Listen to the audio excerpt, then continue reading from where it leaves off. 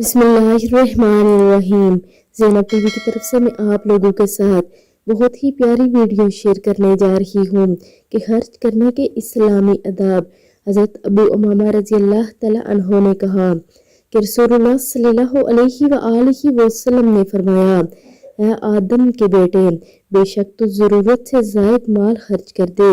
یہ تیرے لیے بہتر ہے، اور تو نے اسے روک رکھے تو یہ تیرے لیے برا ہے، اور گزر بسر جتنا رکھنے میں تمہیں کوئی ملامت نہیں کی جائے گی، اور خرچ کرنے کا آغاز ان سے کرو جن سے خرچ کے تم ذمہ دار ہو، اور اوپر والا ہاتھ نیچے والے ہاتھ سے بہتر ہے۔ یعنی اپنے مال کو چھپا کر نہ رکھو، اسے اللہ کی راہ میں بھی خرچ کرو، اور اپنوں پر بھی جن کے تم ذمہ دار ہو، کیونکہ اوپر والا ہاتھ نیچے والے ہاتھ سے بہتر ہے۔ اللہ رب العزت ہمیں عمل کی توفیق عطا فرمائے، آمین ثم آمین۔